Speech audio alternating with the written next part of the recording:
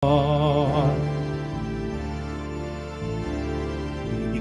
niyang langit at lupa, nilikha niyang araw at buwan, nilikha niyang mga isda't ibon, mga gubat at karagatan. Tunay siyang banal at dakila, purihin ng kanyang ngalan. Lahat ng nilikha niya ay mabuti, naman niya ng lubusan. Purihin ninyo ang Panginoon, dakinain ng kanyang ngalan. Puri siya ay awitan at papurihan magpakailanman. Sa ngalan ng Ama, ng Anak at ng Espiritu Santo. Amen. Sumainyo ang Panginoon. At sumayo rin. Mga kapatid, aminin natin ang ating mga kasalanan upang tayo maging marapat gumanap sa banal na pagdiriwang. Sinugong tagapagpagaling sa mga nagsisisi, Panginoon, kaawaan mo kami. Panginoon, kaawaan mo kami. Dumating na tagapag-anyayang mga makasalanan ay magsisi, Kristo, kaawaan mo kami. Kristo, kaawaan mo kami. Nakaluglok ka sa kanan ng Diyos Ama para ipamagitan kami, Panginoon, kaawaan mo kami. Panginoon, kaawaan mo kami. Kawan tayo ng makapangyarihan Diyos, patawarin tayo sa ating mga kasalanan, at patnubayan tayo sa buhay na walang hanggan. Amen. Manalangin tayo.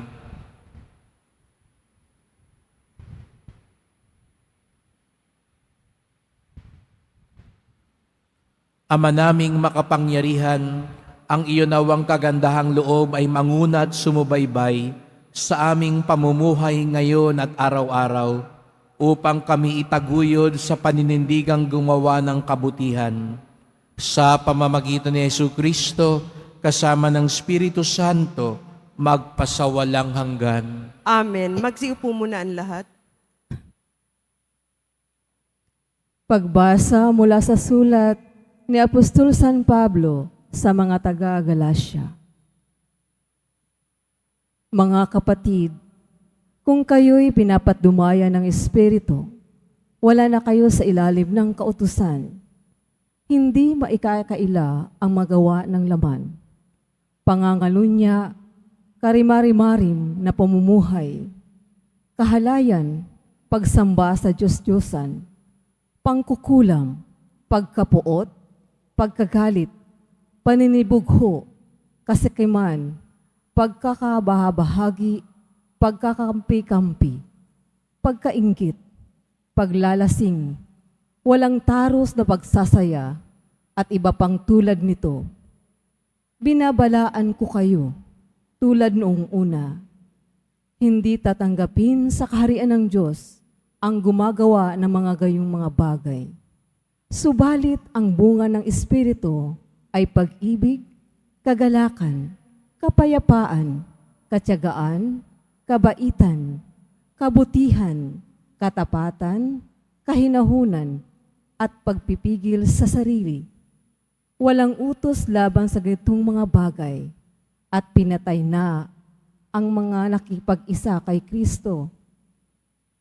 Ang likas nilang pagkatao, kasama ang masasamang pita nito, ang Espiritu ang nagbibigay buhay sa atin, kaya ito rin ang dapat maghari sa ating mga buhay. Ang salita ng Diyos. Salamat sa Diyos. Ang sumusunod sa puon ay sa liwanag hahantong. Ang sumusunod sa poon ay sa liwanag hahantong. Mapalad ang taong hindi naakit niyong masasama, upang sundan niya ang kanilang payo't maling halimbawa. Hindi sumasama sa sinumang taong laging adikay, pagtawanan lamang at hamak-hamakin ang Diyos na dakila. Ang sumusunod sa poon ay sa liwanag hahantong. Ang tulad niya'y isang punong kahoy sa tabing batisan. Sariwa ang dahot, laging namumunga sa kapanahunan, at anumang gawin ay nakatitiyak na ang magtatagumpay. Ang sumusunod sa poon ay sa liwanag hahantong. Ngunit ibang-iba ang masamang tao, ipa ang kawangis. Siya'y natatangay at naipadpad kung hangi umiihip. Sa taong matuwid ay ang Panginoon ang siyang mag-iingat, ngunit kailanman ang mga masama ay mapapahamak. Ang sumusunod sa poon ay sa liwanag hahantong. Magsitayo po ang lahat.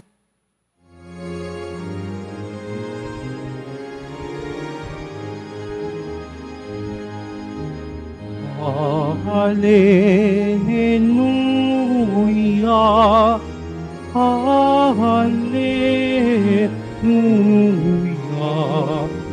Hallelujah, Hallelujah.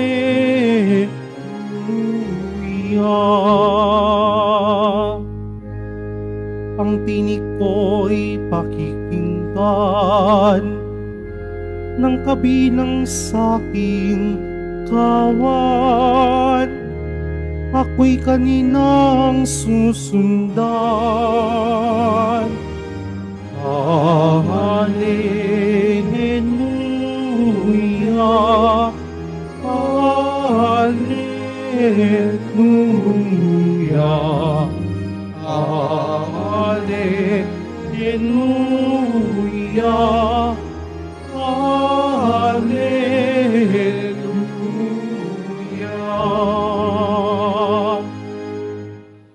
Sumainyo ang Panginoon. At sumayo rin. Ang pagpapahayag ng mabuting balita ng Panginoon ayon kay San Lucas. Papuri sa iyo, Panginoon.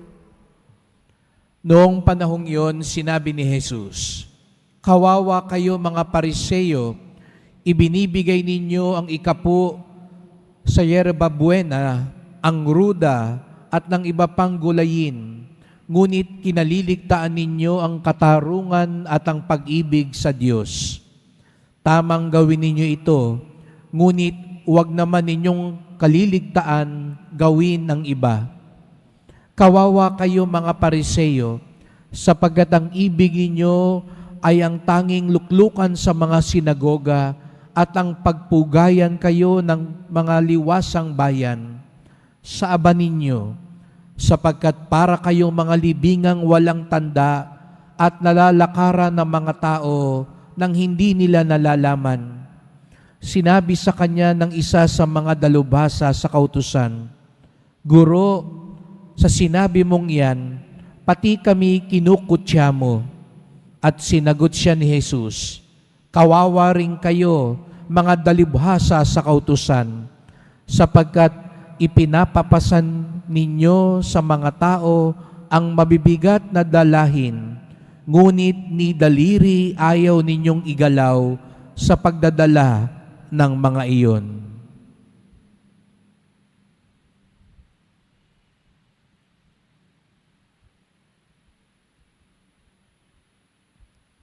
Ang mabuting balita ng ating kaligtasan. Pinupuri ka namin, Panginoong Heso Kristo. Magsiupo muna ang lahat. Magandang umaga po sa inyong lahat at maligayang pagdating sa tahanan ng ating mahal na pong Jesus Nazareno. Pinagdarasal din po natin ang mga nasa online, lalo na po mga may sakit, nag-aalaga sa may sakit, at mga kababayan, kadiboto natin mula sa iba't ibang panig ng bansa at daigdig na nais sumama sa misa dito sa Quiapo, sa Basilica Minor at Pambansang Dambana ni Jesus Nazareno. Patuloy ang pakikipag-usap at paghamon ni Jesus sa mga Pariseo, sa mga eskriba at sa mga nagtuturo ng batas, sa mga taong tinaguriang reliyoso, mga taong sa mata ng marami ay makadiyos.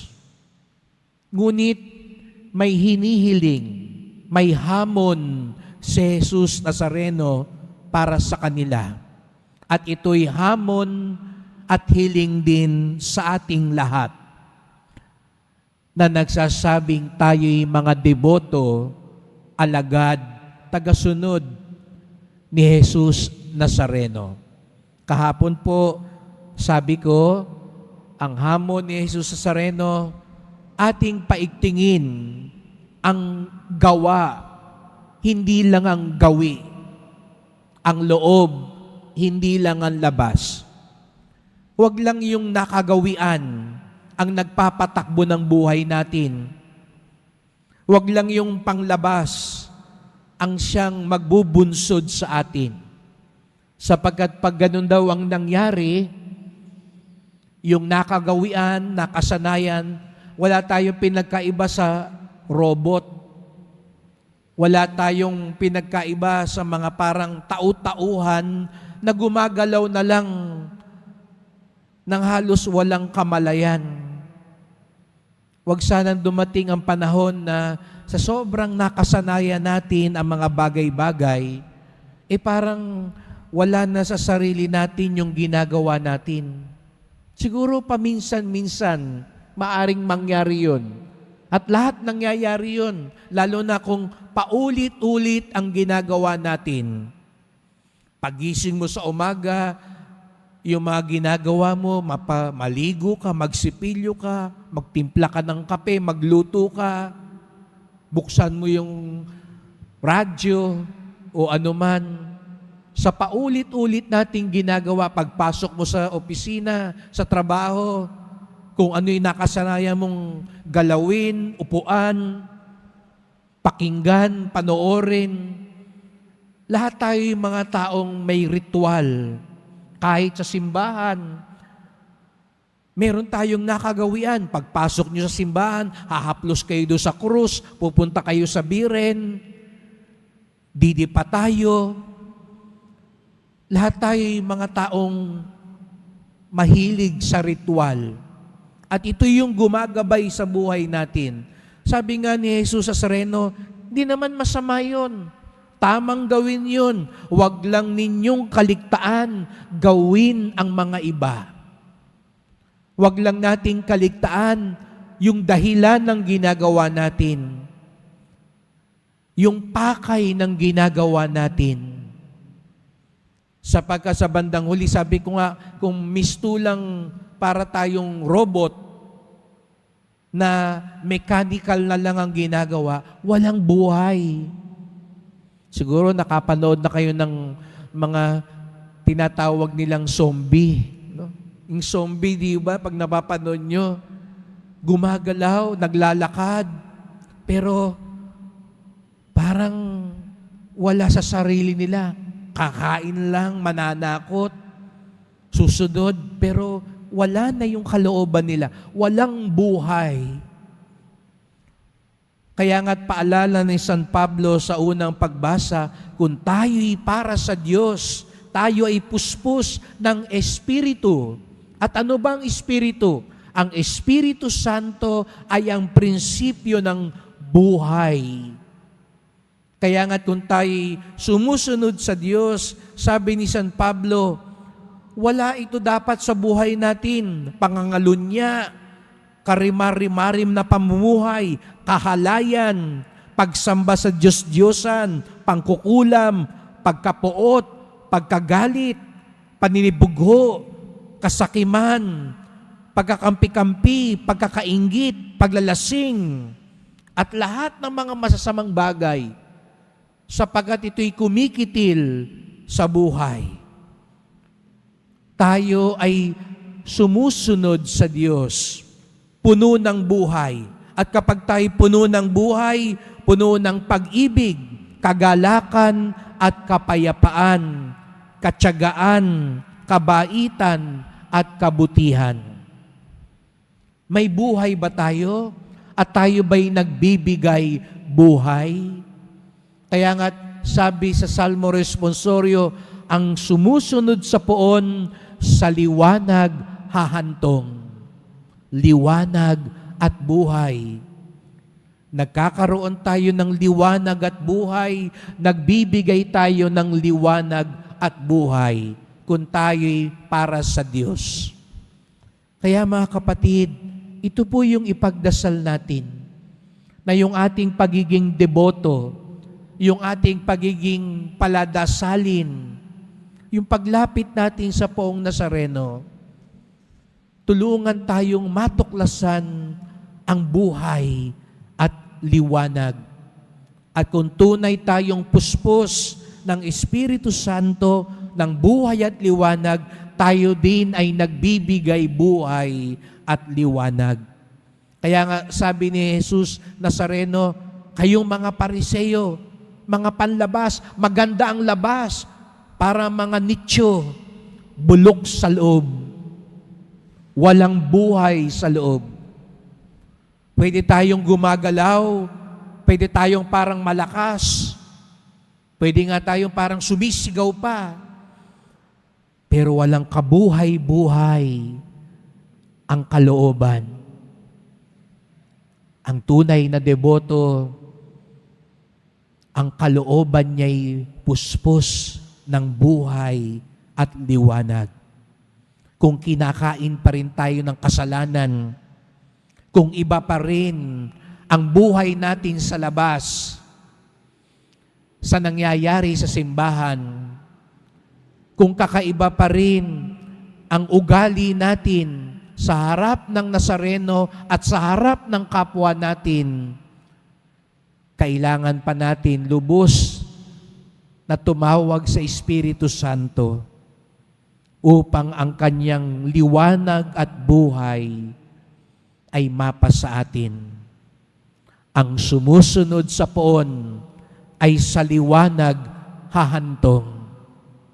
Nawa tayong lahat tunay na sumunod sa Diyos sa loob at sa labas upang sa gayoy ang liwanag at buhay mag-umpisa sa atin at makarating din sa ating kapwa.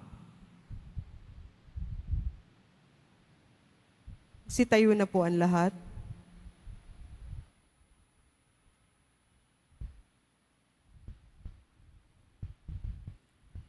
Mahal ko mga kapatid, nagsasama-sama tayo bilang bayan ng Diyos. May pananalig nating dalhin sa harap ng Ama ang ating pangangailangan, umaasang pakinggan niya ang ating mga kahilingan. Ang ating tugon, Panginoon ng aming mga puso, pakinggan mo ang mga itinitibok nito. Panginoon ng aming mga puso, pakinggan mo ang mga itinitibok nito. Ang simbahan naway maging mulat sa kanyang responsibilidad na isulong ang katarungang panlipunan sa pamamagitan ng kanyang paglilingkod sa mga dukha. Manalangin tayo. Panginoon ng aming mga puso, pakinggan mo ang mga itinitibok nito. Ang mga opisyal ng gobyerno naway maging makatotohanan sa kanilang pagsumikap na makapagbigay ng paglilingkod at programa para sa mga mahihirap at naghihikahos. Manalangin tayo. Panginoon ng aming mga puso, pakinggan mo ang mga itinitibok nito. Ang mga may patrabaho at mga manggagawa naway maging tapat at magalang sa isa't isa. Manalangin tayo. Panginoon ng aming mga puso, pakinggan mo ang mga itinitibok nito. Ang mga may sakit at may kapansanan, naway makatanggap ng suporta at kasiguruhan mula sa kanilang mga kapamilya at kaibigan. Manalangin tayo.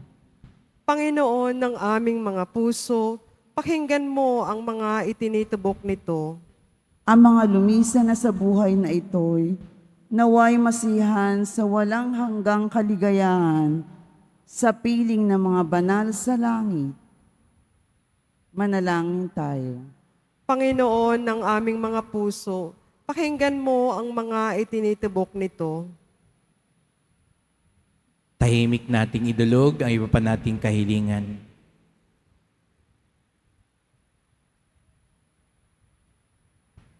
Ama naming nasa langit, palalimin mo ang aming pananampalataya upang umunlad kami sa iyong pag-ibig at laging maglingkod sa iyo ng may kabutihang loob at katapatan. Hiling namin ito sa ngalan ni Kristong aming Panginoon. Amen. Magsiupo muna ang lahat.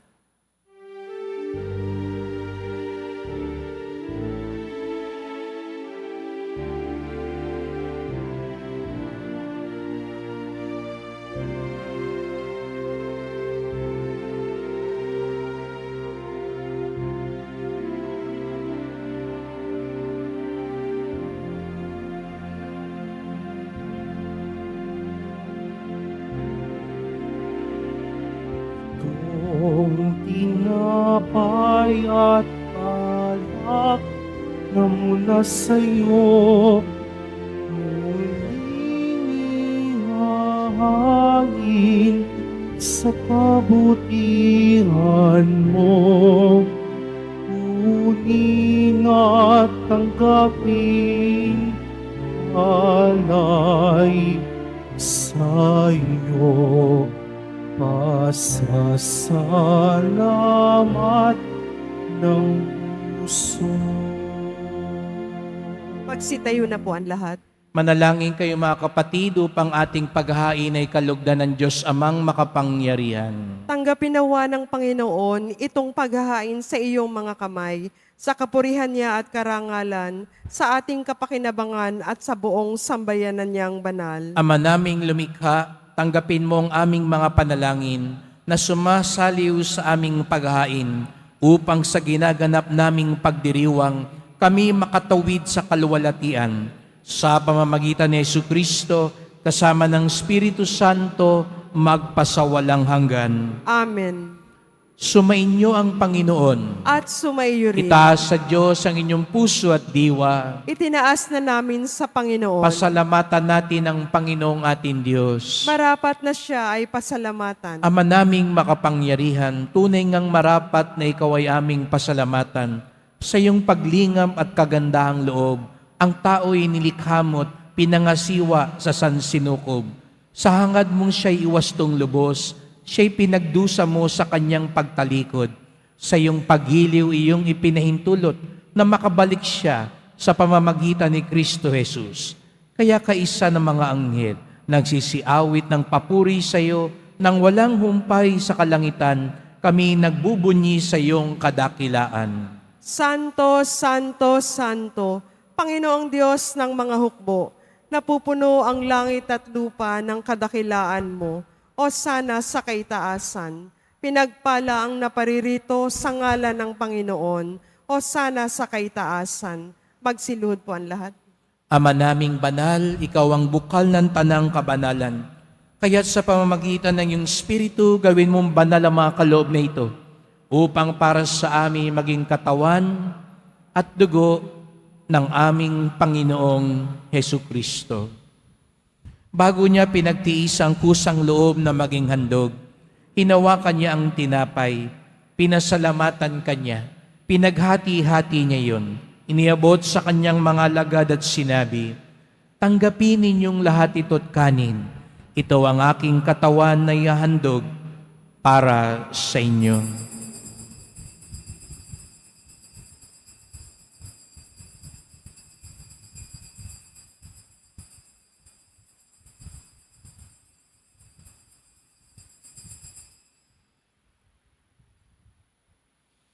Gayun din naman nang matapos ang hapunan, hinawakan niya ang kalis. Muli kanyang pinasalamatan. Iniabot niya ang kalis sa kanyang mga lagad at sinabi, "Tanggapin ninyong lahat ito't inumin. Ito ang kalis ng aking dugo, ng bago't walang hanggang tipan. Ang aking dugo na ibubuhos para sa inyo at para sa lahat. Sa ikapagpapatawad ng mga kasalanan, gawin niyo ito sa pag-alala sa akin."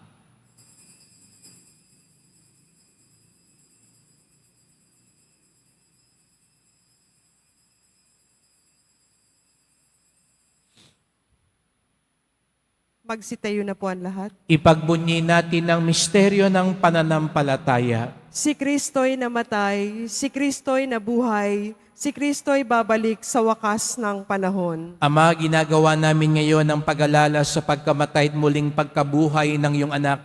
Kaya tinalay namin sa iyo ang tinapay nagbibigay buhay at ang kalis na nagkakaloob ng kaligtasan. Kami nagpapasalamat dahil kami yung minarapat na tumayo sa harap mo para maglingkod sa iyo. Isinasamo namin kaming magsalo-salo sa katawan at dugo ni Kristo ay mabuklod sa pagkakaisa sa pamamagitan ng Espiritu Santo. Ama, lingapin mo ang iyong simbahang laganap sa buong daigdig. Puspusin mo kami sa pag-ibig, kaisa ni Francisco naming Papa, ni Jose naming Obispo, at ang tanang kaparian. Alalahanin mo rin ang mga kapatid naming nahimlay na may pag-asang sila'y muling mabubuhay. Gayon din ang lahat ng mga pumanaw. Kawan mo sila at patuloyin sa iyong kaliwanagan. Kawan mo at pagindapating kaming lahat na makasalo sa iyong buhay na walang wakas.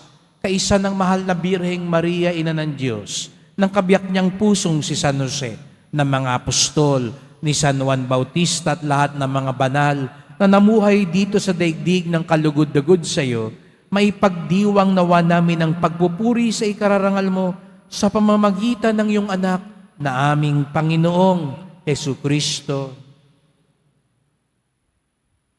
Sa pamamagitan ni Kristo, kasama niya at sa Kanya, ang lahat ng parangal at papuri ay sa iyo, Diyos Amang makapangyarihan, kasama ng Espiritu Santo, magpasawalang hanggan. Amen. Buong galang tayong tumawag sa ating Ama sa langit. Ama namin, Sumasalangit ka, sambahin ang ngalan mo, mapasa amin ang kaharian mo, sundin ang loob mo dito sa lupa para nang sa langit. Bigyan mo kami ngayon ng aming kakanin sa araw-araw at patawarin mo kami sa aming mga sala para nang pagpapatawad namin sa nagkakasala sa amin. At huwag mo kaming ipahintulot sa tukso at iadya mo kami sa lahat ng masama. hinihiling namin kami adya sa lahat na masama, pagkalooban ng kapayapaan araw-araw, iligtas sa kasalanan, ilayo sa lahat ng kapahamakan, samantalang aming pinananabikan ang dakilang araw ng pagpapahayag ng tagapagligtas naming si Jesucristo. Sapagkat iyo ang kaharian at ang kapangyarihan at ang kapurihan magpakailanman. Amen. O Panginoong Jesucristo, sinabi mo sa iyong mga apostol at ngayon sinasabi mo sa amin lahat dito, kapayapaan ang iniiwan ko sa inyo, ang aking kapayapaan ay binibigay ko sa inyo. Tunghayan niyo pong aming pananampalataya, huwag pong aming mga kasalanan, at pagkalooban kami ng kapayapaan at pagkakaisa ayon sa iyong kalooban, kasama ng Espiritu Santo, magpasawalang hanggan. Amen. Ang kapayapaan ng Panginoon ay laging sumainyo. At sumaiyo rin. Magbigayan tayo ng kapayapaan ni Kristo sa isa't isa.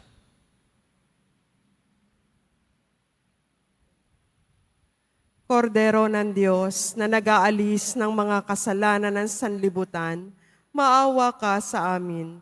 Kordero ng Diyos na nag-aalis ng mga kasalanan ng sanlibutan, maawa ka sa amin.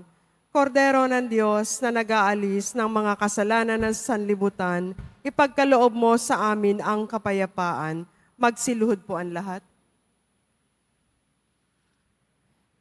Narito ang ating Panginoong Jesucristo, ang pinagmumulan ng liwanag at buhay. Siyang kordero ng Diyos na nag-aalis ng mga kasalanan ng sanlibutan, mapapalad ang inaanyayahan sa kanyang piging. Panginoon, hindi ako karapat-dapat na magpatuloy sa iyo, ngunit sa isang salita mo lamang ay gagaling na ako.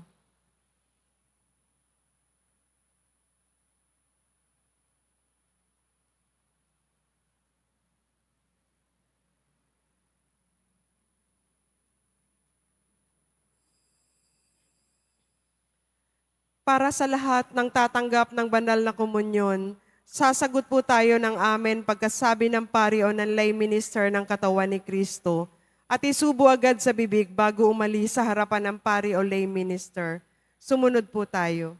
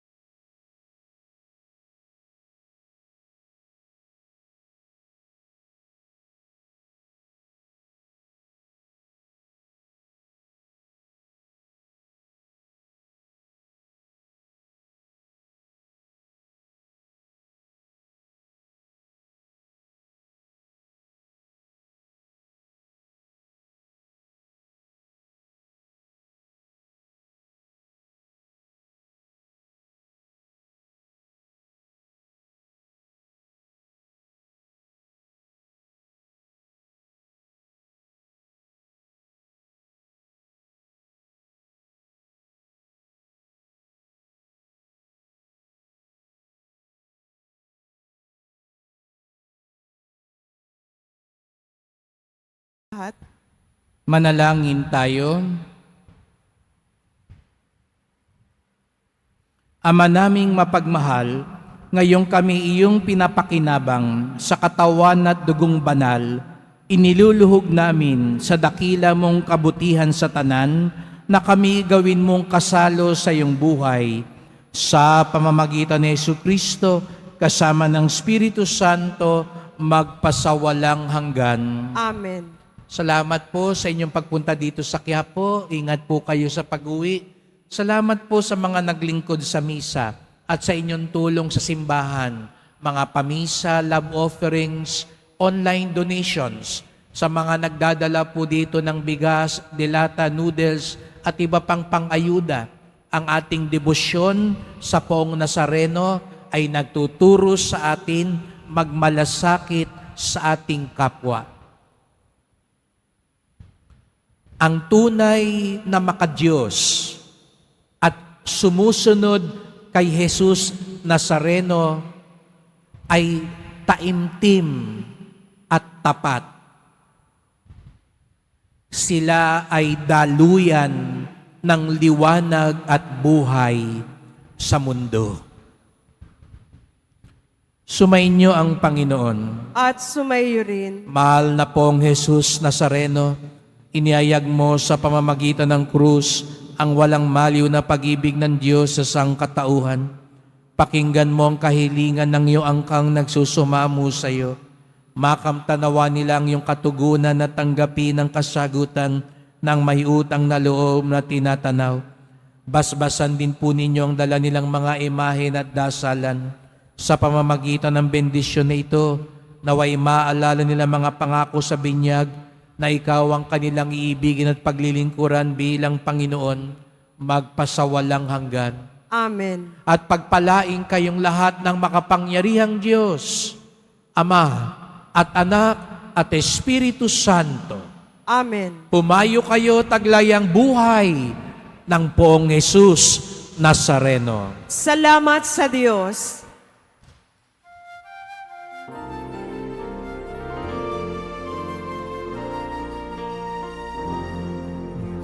Padre Jesus Nazareno, sinasamba ka namin. Ito ka namin, parang mo ang aming buhay at kalikasan. Padre Jesus Nazareno, iligtas mo kami sa kasalanan. Ang krus mong pinamatayan ay sagisag ng aming kaligtasan. Nuestro Padre Jesus Nazareno, dinarangal ka namin. Nuestro Padre Jesus Nazareno, inuwan at namin. Nuestro Padre Jesus Nazareno, naroon ka namin. Nuestro Padre Jesus Nazareno, inuwalhati ka namin.